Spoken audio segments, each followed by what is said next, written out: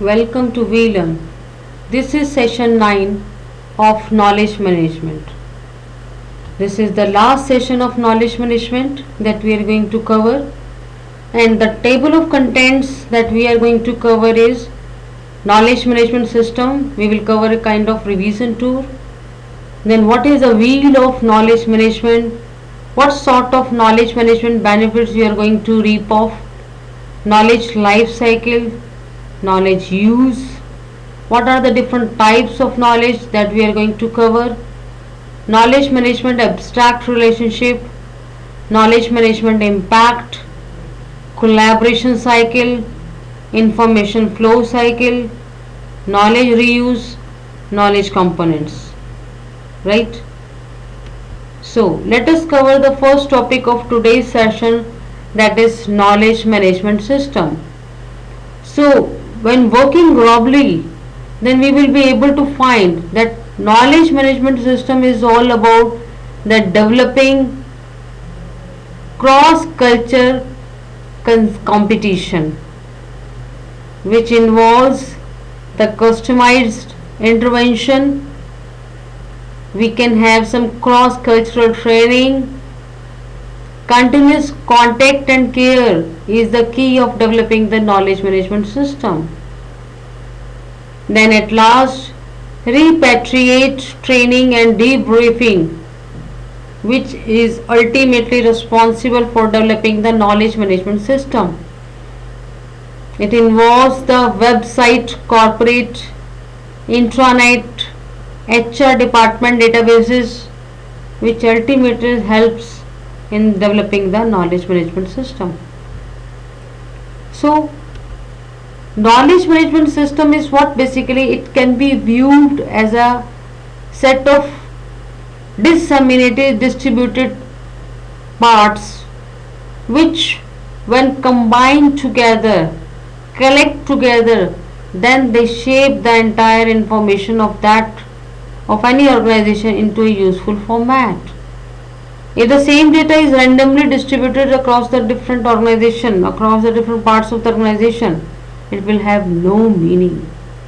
But by developing the knowledge management system, this randomly distributed data can be collected and transformed into a shape which has a specific meaning, which has a specific purpose, which have a particular intentions behind it.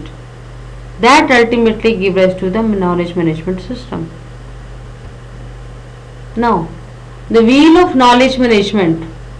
5 interwoven functions and enabling functions that actually drives the knowledge base could be like, firstly, if you want to develop any sort of knowledge base, you need to create it, and creation involves the creativity. Basically, not only the creativity, it requires the proper brainstorming and coaching also. So brainstorming, coaching, creativity, these three parameters are basically responsible for the creation of the knowledge base. Another one is learn. Second dimension of wheel of knowledge management is learn. That learning involves that you must encourage the self-learning people, encourage some sort of examination or experimentation, and encourage for feedback. If you really want to learn the things, you must encourage the system, the people, the organization to learn from their mistakes, or we can say self-learning by experimentation, feedback. These are the parameters which helps in the learning of the things. Feedback doesn't mean that we are going to pinpoint any system, any person, any process. Rather we want to improve, rather we want to learn from our mistakes. Third step in the wheel of learning of knowledge management is simplify the things. So that just they want to say that get rid of bureaucracy. That is, you have to have confidence in the people. differentiate them with respect to their position. And then comes the steps of synergizing, that is cross pollinate your ideas, build knowledge communities, communicate effectively. So all these creation, learning, simplification and synergizing effect are able to apply and manage ideas, establish innovation system, energize people, and that ultimately helps in the wheel of knowledge, right? Let us discuss some kind of benefits that we can have with the help of knowledge management. We are able to access to the best and latest thinking with the help of knowledge management, which in turn is responsible for the novel approaches and new ideas. Better and faster innovation can be possible. We can have better improved customer service, reducing the knowledge losses. Productivity performance can be enhanced. We can minimize the duplication and reinvention cost. New hires and effective quicker are the best benefits or intermediate benefits. Faster problem solving is possible with knowledge management, right? Faster access to knowledge is also possible. Better sharing is there. We are able to know that who is doing what.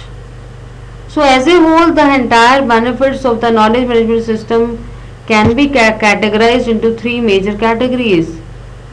First one is knowledge benefits, intermediate benefits and organizational benefits, right? So when the knowledge is basically disseminated across different parts of the organization, across different parts of the country or state, sometimes they have no meaning. But the same information, when is organized in a particular shape, in a particular symmetry, in a particular time, then they complete a particular task.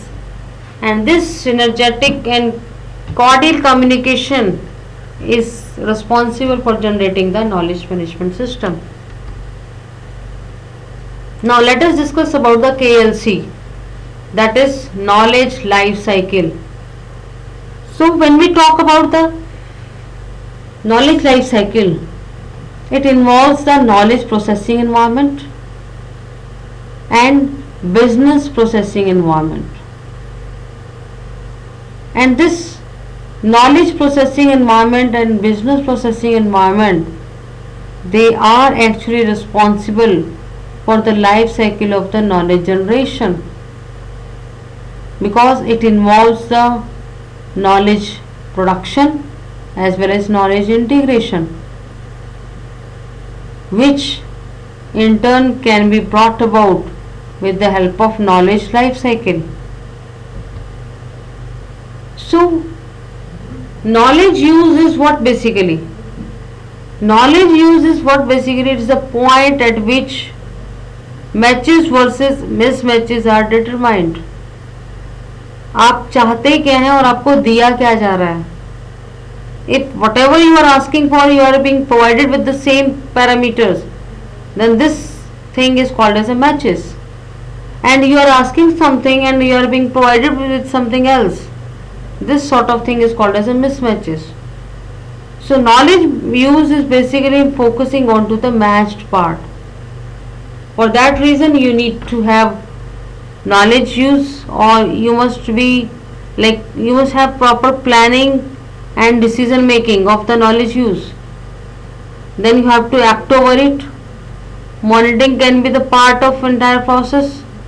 Evaluate the things and then disseminate the things or information. Now let us discuss about the types of knowledge. When we talk about the types of knowledge, it means what basically? Types of knowledge means the tested, evaluated and surviving structures of the information in physical system that may allow them to adapt to their environment. Genetic or synaptic knowledge. Types of knowledge means Knowledge can be of tested type, evaluated type, surviving structure type. All these comes under the types of knowledge. Type: tested and evaluated and surviving benefits, beliefs about the world.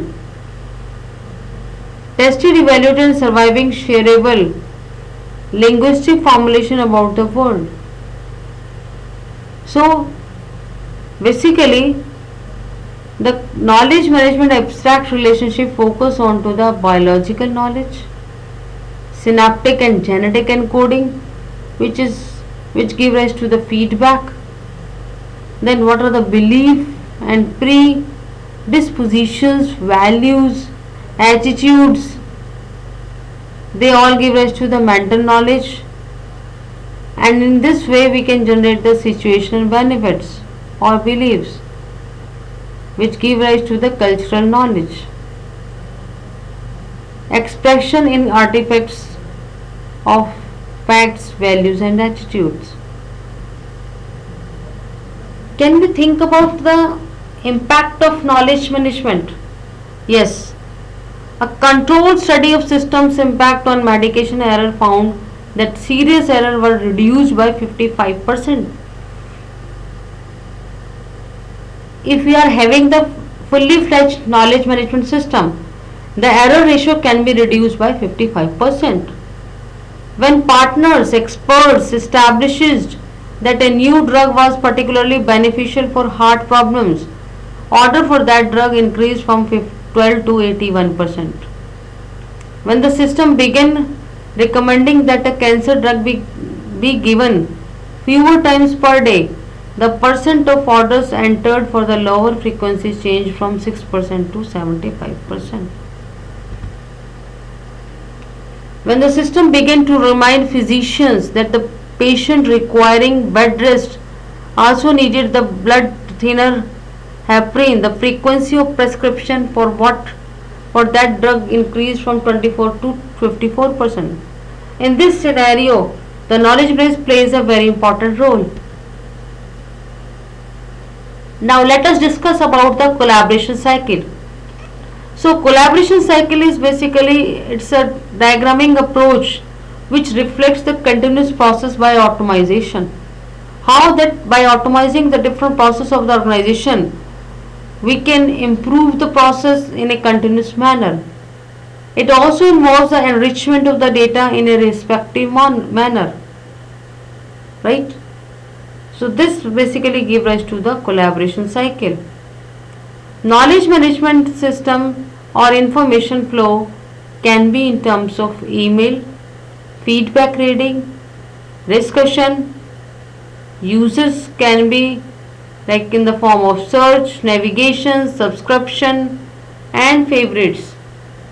Enterprises portal can be like classification, which give rise to the authors by means of authoring, publishing workflow.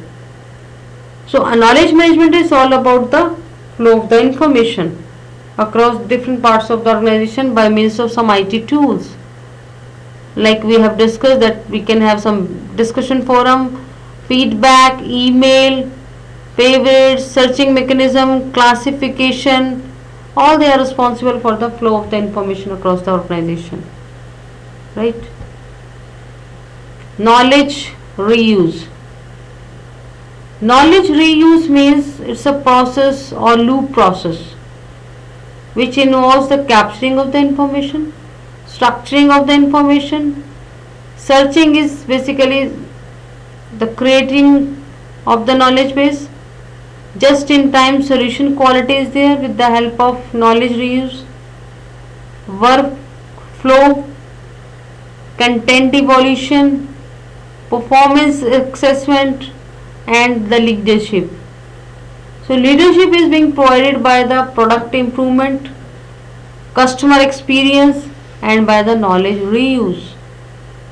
So knowledge reuse plays a very important role in the today's scenario to solve and as well as to evolve from the problem domain. Knowledge components covers three important parameters. When we talk about the components of the knowledge, so there are basically three components: people, technology, process.